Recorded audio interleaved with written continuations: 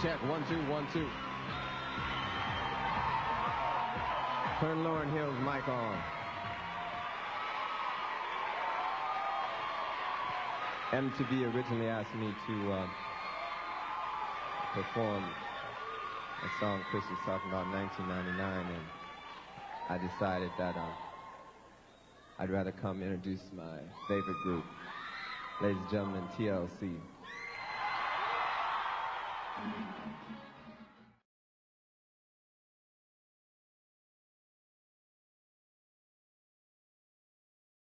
As Prince.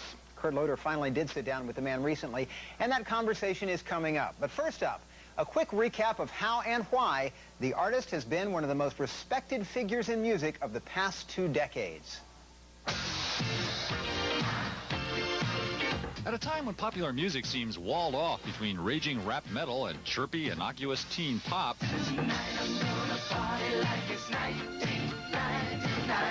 the music of Prince still shines like a beacon of other, more exciting possibilities. The son of Minneapolis jazz musicians and a self-taught prodigy on piano, guitar, and drums, Prince Rogers Nelson always saw music not as something to be twisted and tailored for market demographics, but as an indivisible whole, much the way he saw the world. Why do we scream at each other? This is what it sounds like when the doves cry. His great 80s band, The Revolution, was black and white and male and female, and no big deal was made of it. They were all simply great musicians. And the music they played wasn't just funk or rock or almost jazz. It was all of those things, sometimes all at once. It was Prince music. And it was most stunningly presented in the audacious 1984 glam fantasy movie Purple Rain, the soundtrack from which sold more than 10 million albums. Long before hardcore rap and metal acts made raw carnality a major pop reflex, Prince had established himself as a master of musical erotica. You got to have a mother for me. Now move your big ass around this way so I can work on that zipper, big day. His provocative sexual obsessions elegantly balanced within his overriding vision of music's basically spiritual nature. A lifelong workaholic, Prince whipped up hits not just for himself, but for a small army of others.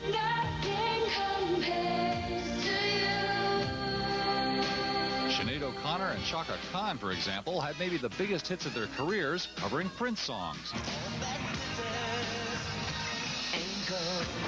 By the mid-90s, though, Prince had become convinced that music was too important a human thing to be controlled and manipulated by record companies, which in any case were doomed to have difficulty keeping up with all the music he was churning out. So, having changed his name to an unpronounceable symbol, he walked away from his longtime contract with Warner Brothers Records and took his music to the internet. He also continued his career-long aversion to doing interviews, although that may be changing. When we get to the point where we stop trying to dictate what a person's supposed to do with their life and how people are supposed to perceive them, we'll be better off. And that, of course, is just a taste of what's on the way right after the break. The artist formerly known as Prince speaks. Stick around. And welcome back to 1515. In stores this coming Tuesday is Rave Unto the Joy Fantastic, the new album from the artist formerly known as Prince. Although his commercial success has tapered off in recent years, the artist remains a fascinating cultural icon. He courted controversy several years back by labeling himself a slave to his record company, Warner Brothers, before ultimately maneuvering himself out of that deal. Now, after several years of going it on his own, he is back with a major label, Arista Records. In his first ever extended interview with MTV News, Kurt Loder talked with the artist about that and much more.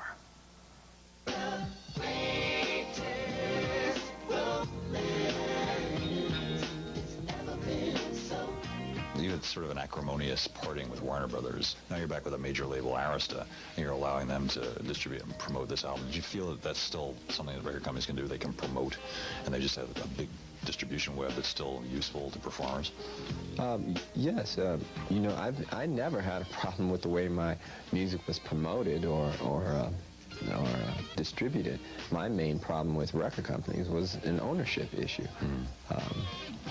when you don't own the master tape, they can take the master recording and put it on different compilations and do all kinds of different things with your music. It isn't the bitter battle that everybody thinks it is. It was mainly an issue of ownership and whether or not I could record when I wanted to. There are other issues that come into it regarding recording with other musicians. You got a lot of stuff lying around, like sort of Lenny Kravitz jams with like other artists. Maybe, maybe not. People we might know, I suspect. Yeah, I've recorded a lot of things, but there again, every time you go to try to give it to some of your friends in the public, then you run the risk of their estates or people affiliated with them coming up and claiming their piece. They weren't in the studio, but they want their piece. I mean, like, why they got to get their piece in? I mean, there's the Miles Davis stuff, right? I mean, will that ever come out someday? Perhaps, maybe not. Let's not talk about that. So far, so pleased. I like the way you touch me. I like the way you tease. You had mentioned earlier when we were talking that you had seen some old footage of yourself from some years back, and you said you were wearing something provocative, and it wasn't the way you are now. I mean, have you changed a lot from that person you were? It's when we get to the point where we stop trying to dictate what a person's supposed to do with their life and how people are supposed to perceive them, we'll be better off, you know. In some respects, I'm the same person. I don't dress the same, though. I don't look the same. I did that for a specific reason. That night is not indicative of, you know, where I am right now. I mean, do you still have those little outfits in a closet somewhere? Or Now, what do you want to know? Ain't you got a woman? What you want? What you need to know all that stuff for? Just wondering in a historical sense. Oh, okay, all right.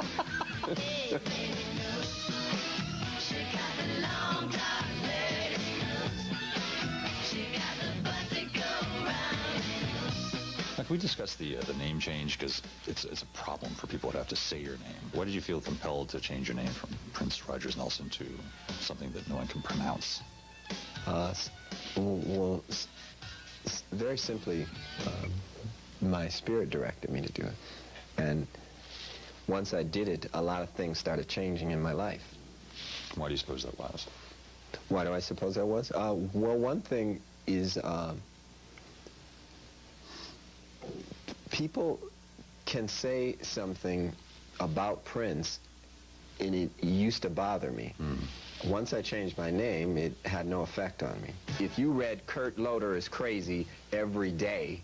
Oh, every day would be annoying. All right. Well, once in a while, okay. Sooner or later, you might wonder why people have this perception of you. All right. Now, if you change your name to Malik, then...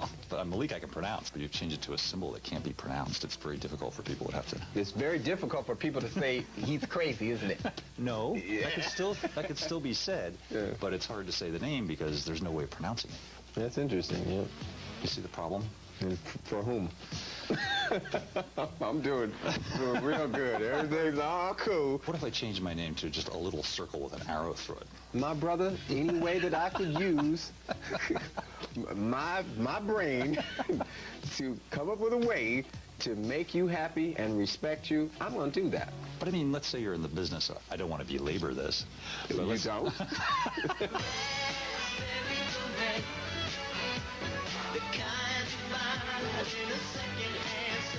There's been talk of some old tracks with the Revolution, your previous band, your old band, coming out as an album called Roadhouse Garden. Is that possibly maybe going to happen?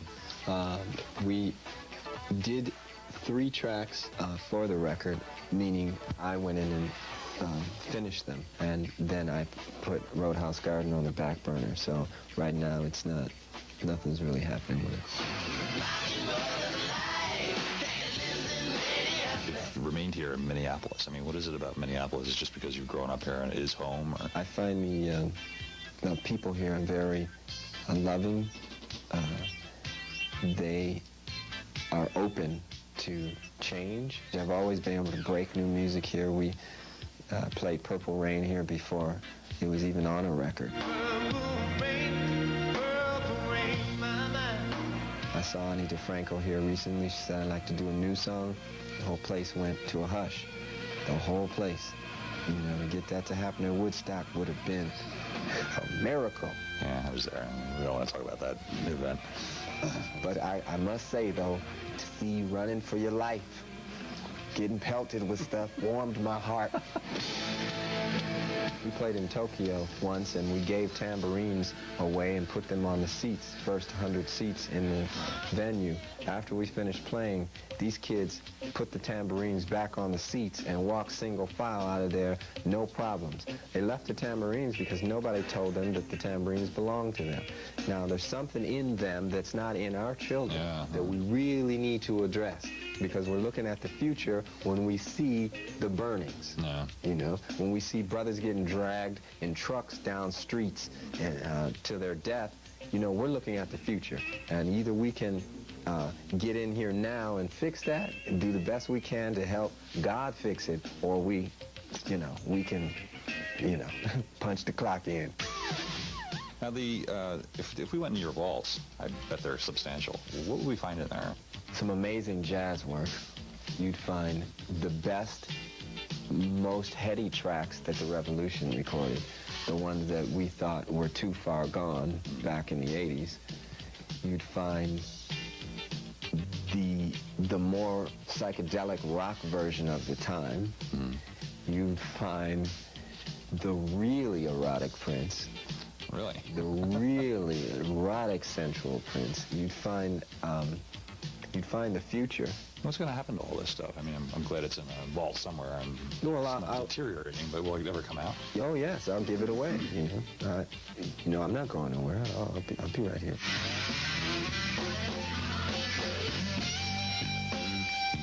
Where are you going to be playing 1999 New Year's Eve? Do you know that yet? Well, this year I've just spent reflecting on my life and work and loves, and I've just been sort of preparing for a big party, but I've always answered the question just by saying hopefully I'll be in the light. Time's getting shorter, of course. New Year's Eve's coming right up. I don't believe in time, Kurt. Oh. What do you use instead? I mean, we have to keep track somehow, right? The truth. And the truth about the artist's new album, Rave Unto the Joy Fantastic, is that it arrives in stores this Tuesday, November 9th.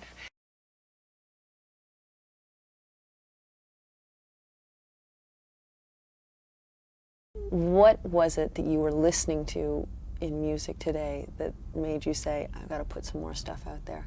You have to do this. Mainly I sensed a great deal of negativity and entropy in the music. There's a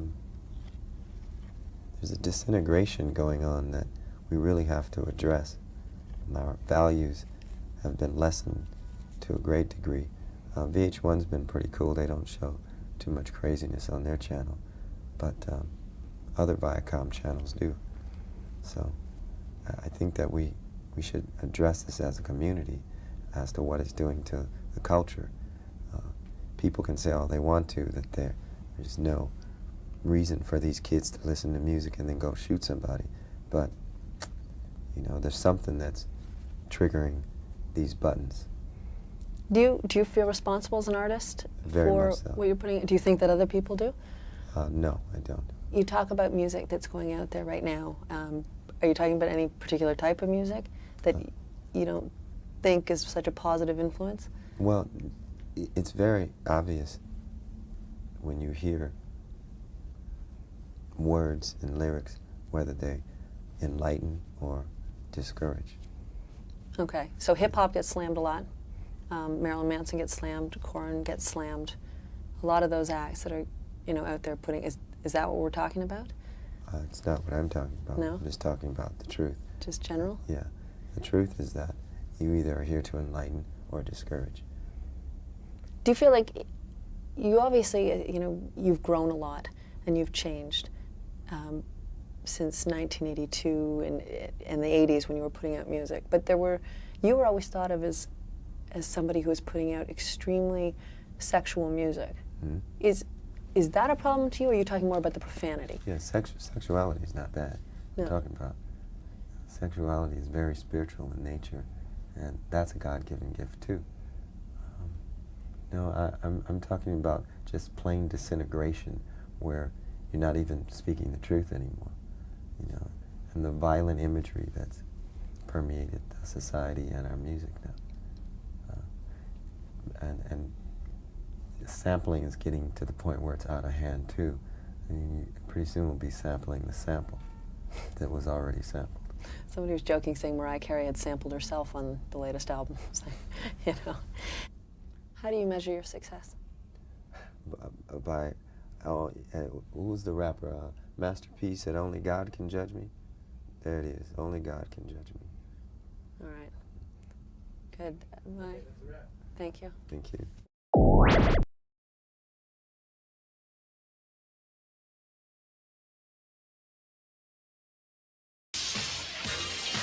His 1999 was one of the most popular songs of the 80s. Now that 1999 is here, the artist is out with a new CD. It's called Rave Unto the Joy Fantastic, and a pay-per-view special to ring in the new year on New Year's Eve. The artist joins us. Great to have you here. Happy holidays. I don't celebrate the holidays, but thank you very much. Well, it's nice to have you here at this time of the year. How does it feel to know that your song that you recorded back in 1982 is going to be played in every restaurant, every bar, every karaoke club, by every local band from now until January 1st? It's quite breathtaking. It's a wondrous feeling.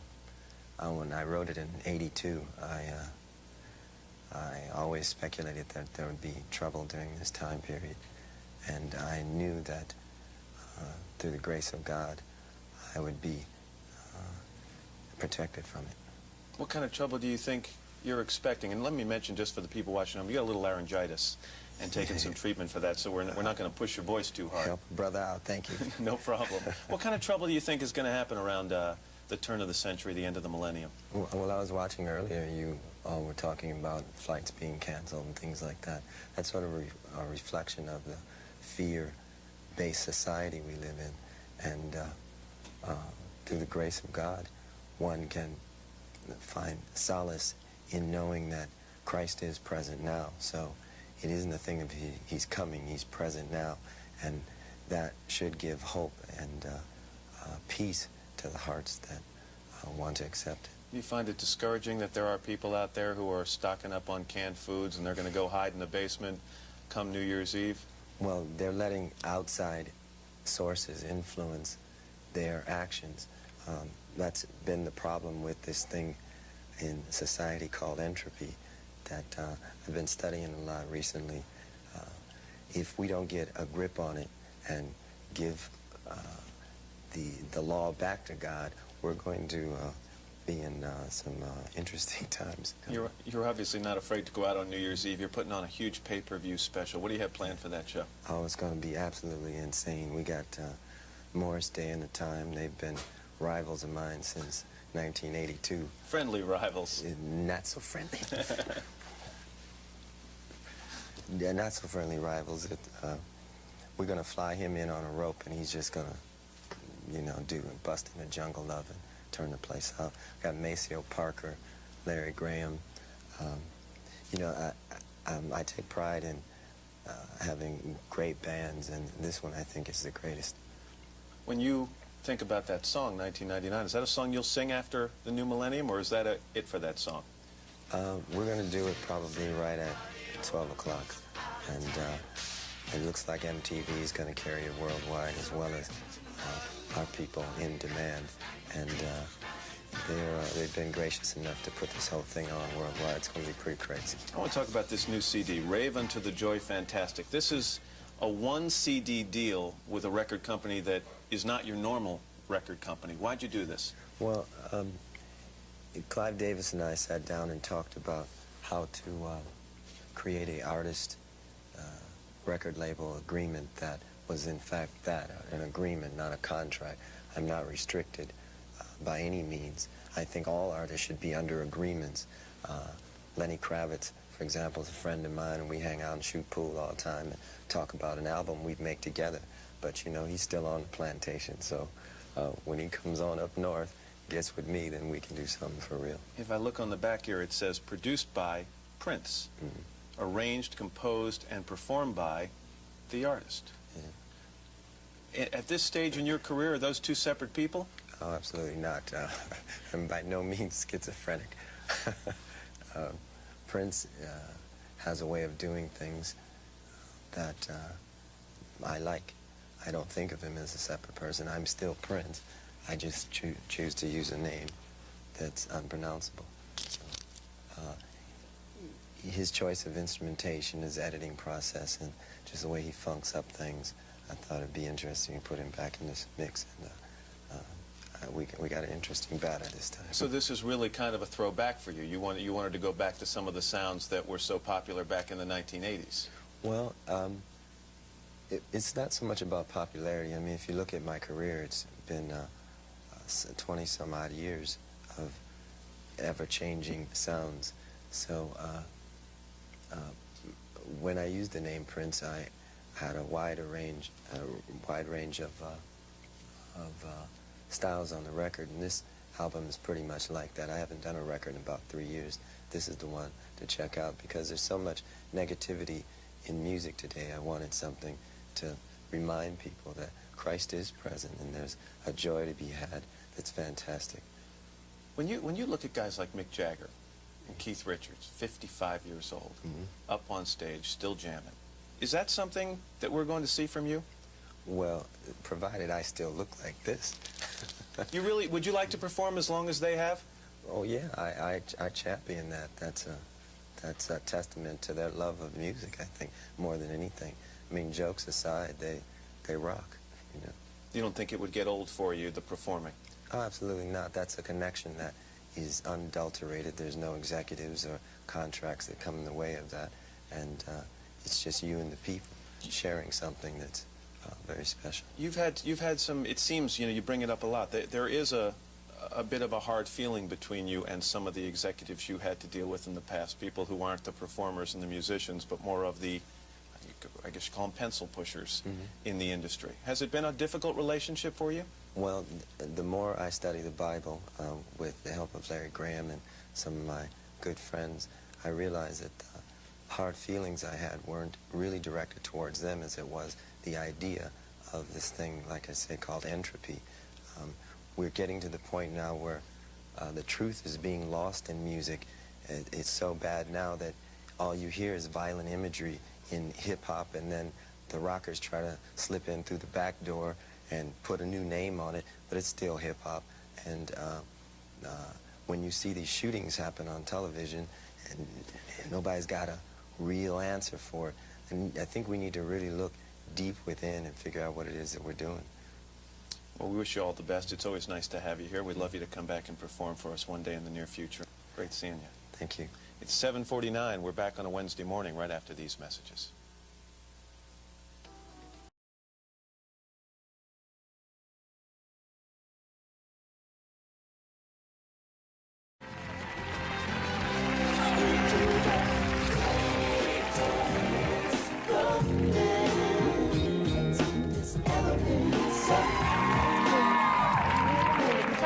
Like it's 1999, especially on The View today, because the artist, one of the most gifted and influential musical geniuses of our time, is back. His new CD is called Rave Unto the Joy Fantastic, and it is fresh and fanciful and full of all the feelings we need to usher in a new millennium. It's such an honor for me to welcome this man. He's a sexy, anyway, ladies and gentlemen, the artist.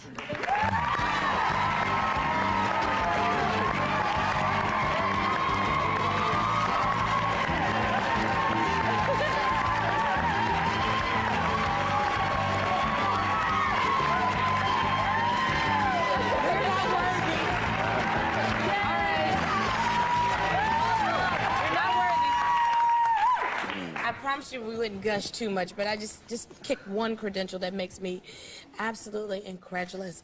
You are a master musician. You mastered 20 instruments by the age of 12 years old. And to even say that makes my head shake. And no one moves like you. No one. At all. And you played every instrument on the first 5 albums. Are there any instruments left to try to learn to play? With the advent of synthesizers, you pretty much can copy any sound on the planet, so I play keyboards pretty well, so I'm in there now. You in there? By the way, this show is wild. Y'all got Well, I have to ask you, on your new album, Rave Into the Joy Fantastic, you credit Prince as the producer, yet you are known as the artist. So is there anything that you want to specify here for us?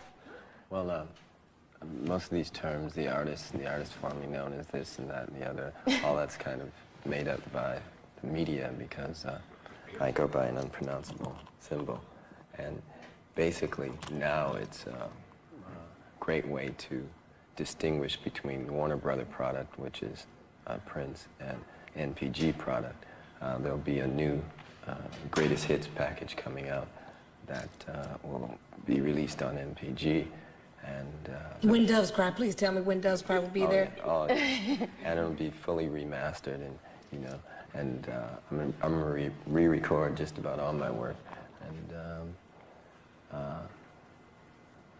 your hair looks better like this, by the way. Oh, thank you. You mean better than straight? Well, thank you. I just really quickly, if it's too personal, just tell me, but can we know what your wife calls you? Does she call you Prince? Does she call you the artist? She used to just say, hey. My stepfather's name is Hayward, so she stopped doing that because it sounded like my mom calling him by his nickname. So she just basically sneaks up behind me and taps me on the shoulder or says honey or something like that, you know. Oh. You keep your private life very private, which is something that I admire. But I know that you're real proud of the spiritual connection to your wife. You were married, you did the civil thing, the marriage contract, and then you destroyed the contract and remarried spiritually. Explain that. Well, I had this hang-up about people touching her and putting their hands on her and hugging her and stuff like that. And I came to find out that it really had to do with the word wife. I don't consider her my wife anymore because that word used to make me, don't touch my wife, don't put your hands on my wife and things like that. And, before she was my wife, she was a child of God. And I've learned to just respect her and not be so possessive. And she, in turn, is that way with me. And I can have intimate relationships with other people, intimate meaning on a spiritual level. And I'm not talking about physicality, but, you know, you can sit down and break bread with somebody and just discuss the fact that Christ is present. He's not coming, he's present, and it's time for all of us to kind of wake up to that fact and do our thing, you know. You know what I want to ask you about? I know that you live in Minneapolis and your wife lives in Spain, but you are going to be going to Spain to open an orphanage or make an orphanage out of your home. Is that true? Why is that so important to you? Well, first of all, I live in the world. I'm not of it. I live in it and everywhere. I work here in the United States a lot. Spain's very special to us because it's very peaceful. And we bought a home there and called it New Power Soul because the album that I released is what purchased the place. And we allowed children to come up there and just play in the splendor of the estate. Just, we get them from down the hill ways where it isn't so beautiful, you know. And just to let them know that if you believe something and you keep the vision alive in your mind, anything you want is possible. You are a big basketball fan. The Chicago Bulls, I'm not going to say anything to you about them, let you keep the Bulls, even though you're here in Nick territory. You know we had to dig that one in, but I know the one thing that everybody's looking forward to is December 31st, because we can finally legitimately sing one of the most fantastic songs ever written, 1999. And you're going to be partying.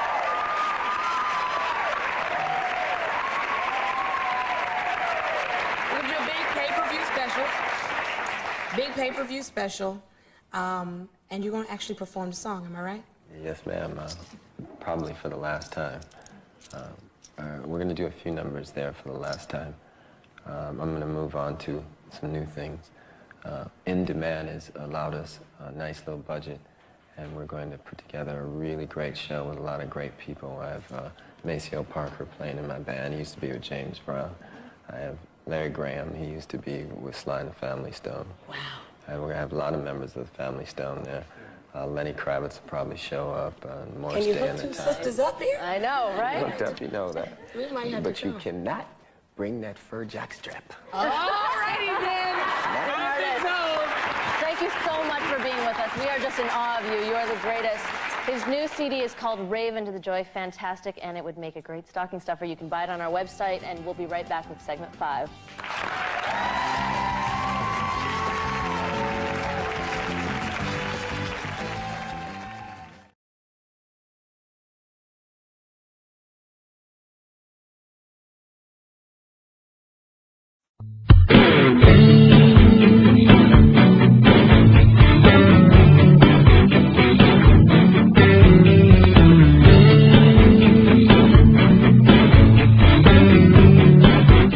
Hi, Chris. Welcome back. That sounds great. I haven't heard that in a while. Well, welcome back. I want to know if you said that you were not pleased with how the first album went, Rave and the Joy Fantastic. Will you be at the helm of the marketing of the second edition of it? And what do you plan on doing differently that was not done the first time around? Well, Clyde and I had an agreement where I was just going to release on the internet only, and he was going to handle the stores. So really all I can do in that regard is just release the record and allow it to be downloaded or however we get it to the consumer. That's why I want to bring them to Minnesota and just talk to people, you know, just let them tell me how they want it from now on. The interesting thing in Vanity Fair, and I used it before I even saw it, but I always get journalists saying to me, "You're not selling as many records as you used to." And I say, "Well, I never sold the records. I only made them, right?" So you got to talk to the accounting firm on that. Are you saying that at the end of June, when Clyde's contract is up with Arista, that your contract is through with Arista? Or I'm just a little confused about what your relationship will be with Arista when Clyde. I didn't have a contract with Arista. I had an agreement with Clyde, and it was very simple. It's like 2 pages. The contract this thick, there's no reason for it, period. I think it's unlawful, and the moment artists get together and challenge it, it's going to go right out the window. Their system is like this. It's just ready to get knocked over. It's not even, there's nothing stable about it, right? I need to, like Larry here, to balance me. I'm about to get bounced on. Leading up to this Prince celebration, the psychology of Paisley Park, the fans for like a week. I was wondering if you could talk a little bit about what you can expect from that, or what they'll get on the tour or whatever.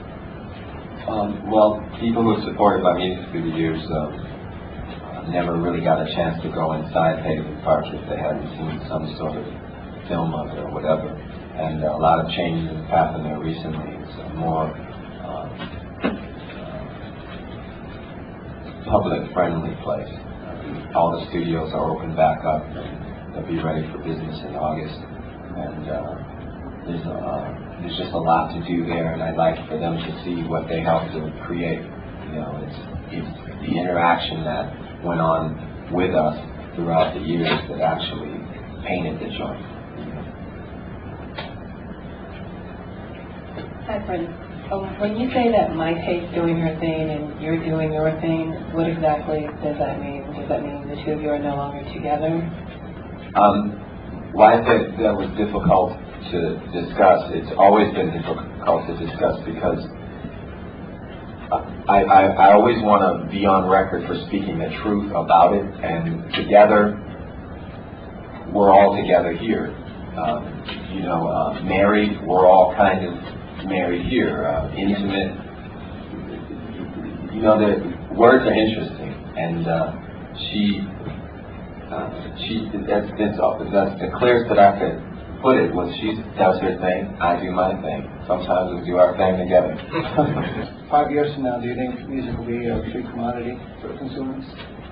And is that something that you would hope for? Well, money's going to have to be abolished first. You know, I mean, it's a long conversation, and sometimes we play a game at Paisley called In a Perfect World.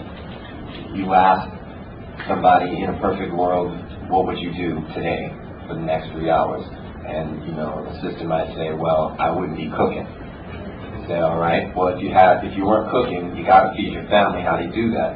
And then we start to talk about, in a perfect world, how you do that. So one of the things we're going to do is build a food facility right next to Paisley Park in the shape of an egg. So the people in our community get food from this place for free. This means you don't, and it's meals designed for them and their family. This means you don't have to go to the grocery store. You don't have to think about, now your food bills are taken care of. And of course this is for people, when I say in our community, the ones who work at Paisley Park and actually help us with the gardens and what have you.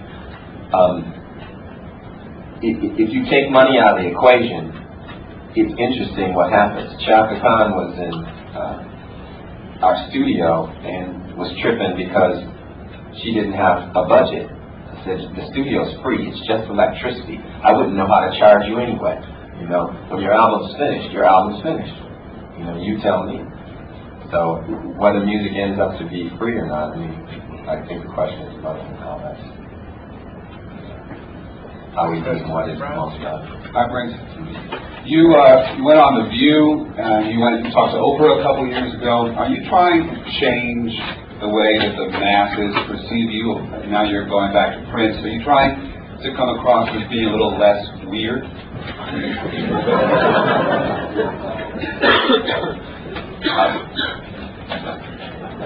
These are my favorite questions. Can we get you on film first? No, I've never thought of myself as weird. The people who really know me don't think so either. So how you perceive me is how you perceive me.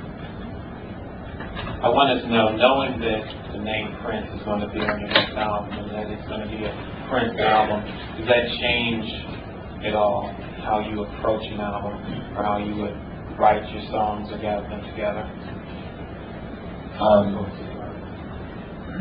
You know, everybody has their own perception, again, about me and my music and things like that. I think, though, if you really put everything back to back in a linear fashion, you'll see, you know, The Greatest Romance is pretty much saying the same thing as P Control. It's saying the same thing as Sexy MF. You know, what people get out of it is what they get out of it. You know?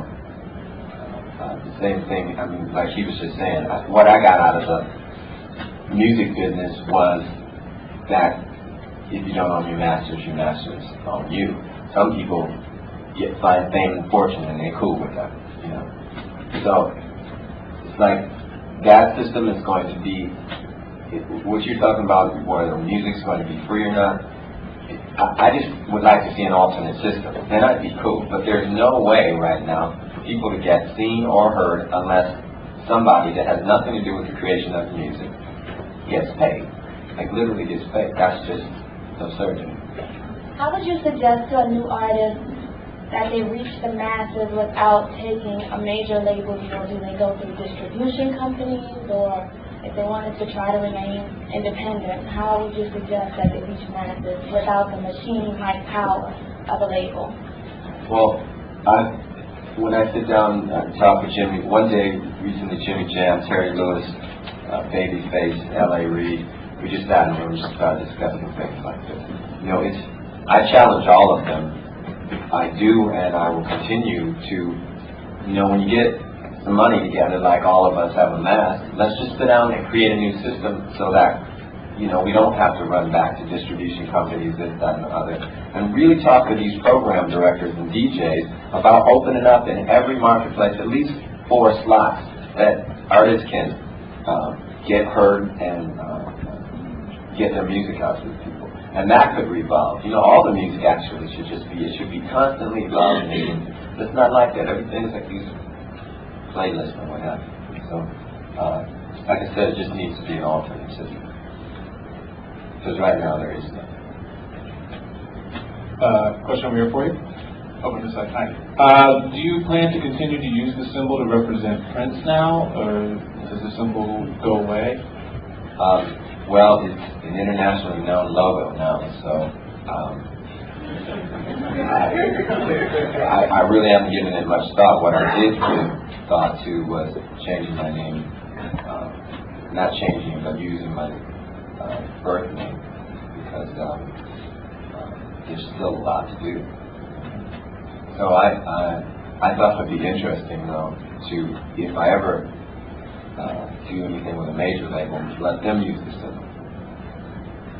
Like, you know, because something interesting happened. Everybody was saying, oh, he thinks he can, you know, he thinks he can get out of his contract by changing his name. Well, literally, that's what I did. Because when you know, you go to the meetings, you say, well, have a new album. I said, well, it's going to be under symbol, right? I said, no, it's going to be under Prince. And I said, well, we don't want a Prince album. I said, well, that's who you signed. I said, well, everybody knows you as this symbol now. I said, well, you'll have to make a big deal with it. so I mean, like, me and Mo Austin, and he knows it, that arguing, big, loud, screaming matches. So, well, that's who you signed. Well, you're trying to trick us. No, I ain't trying to trick you. Let's make a new deal then. All right, what's the terms of the new deal? Well, I want the masters back.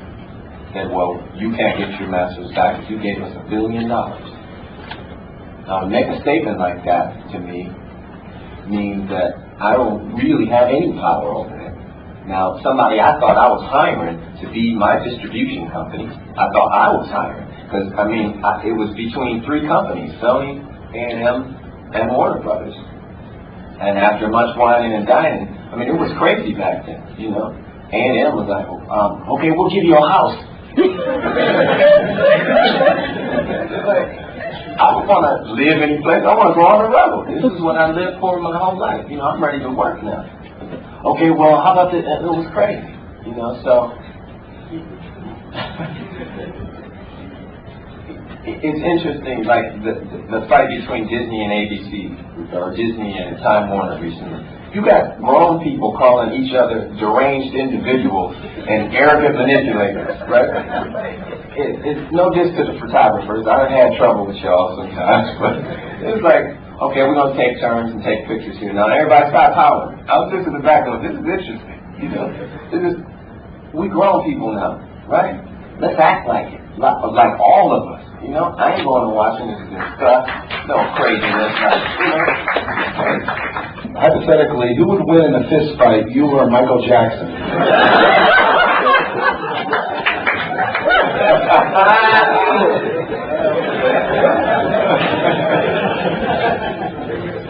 Both roughly, you know, the same size. You know, you have both have the high-pitched sound. You know, what do your right hooks like? Oh my goodness, he's a plant, y'all. But I plant him. Yeah, keep it light, keep it light. How about this? Michael's not a fighter; he's a lover.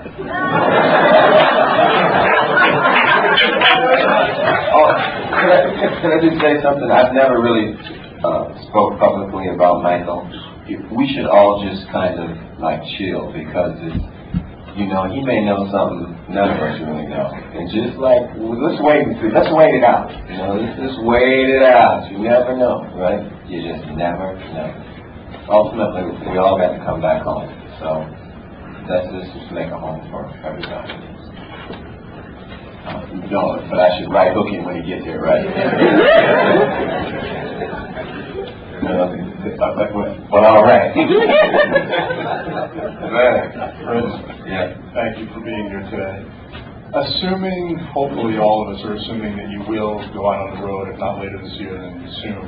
Do you see yourself doing another kind of extended 150, 200-day tour anytime soon?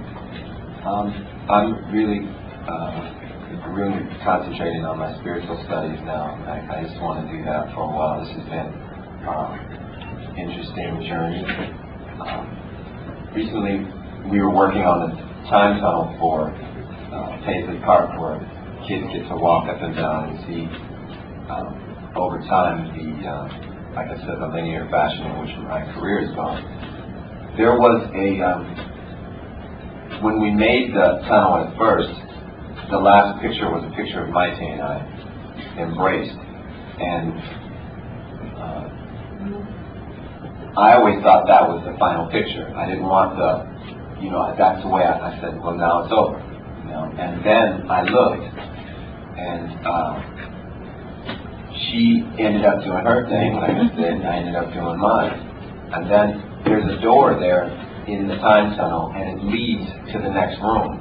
But there's more wall, and I had never noticed it before because I'd always thought that was the final picture. So there's more space for more events, and I just really want to, ask God in solitude what it is that He'd like me to do. It was interesting the other day.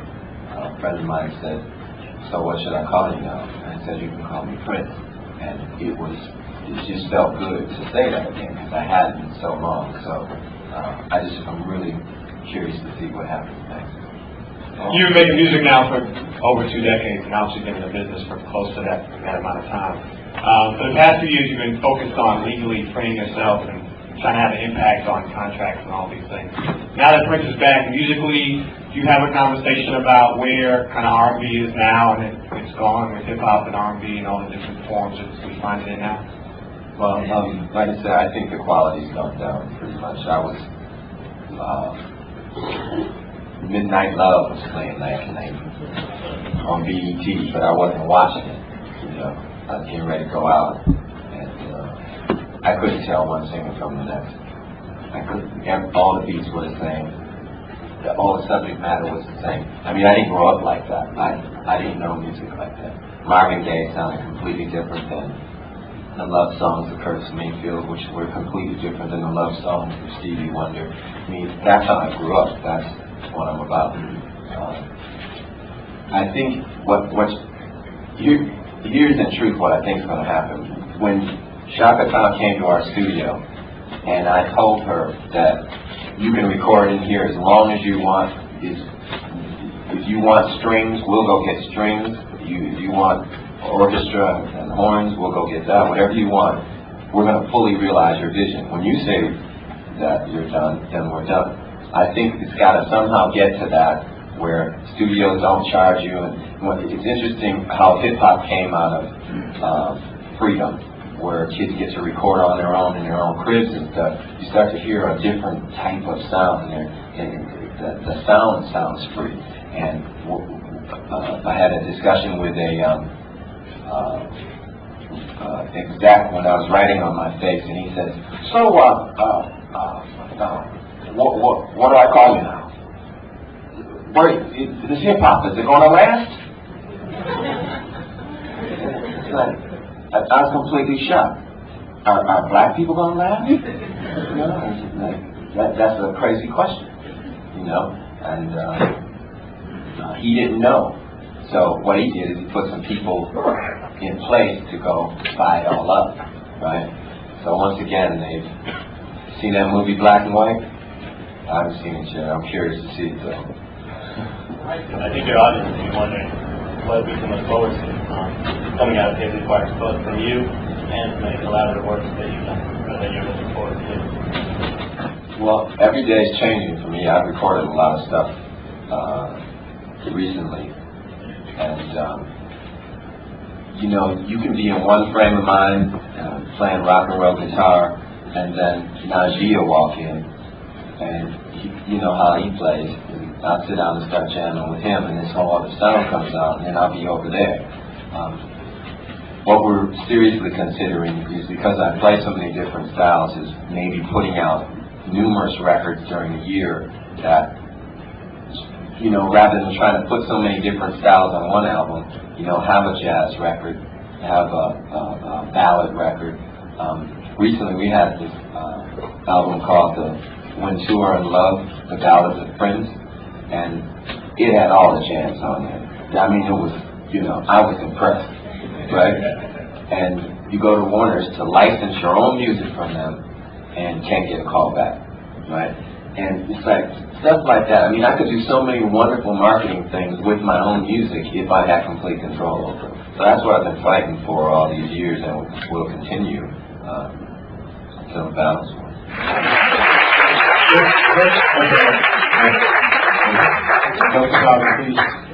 No photos.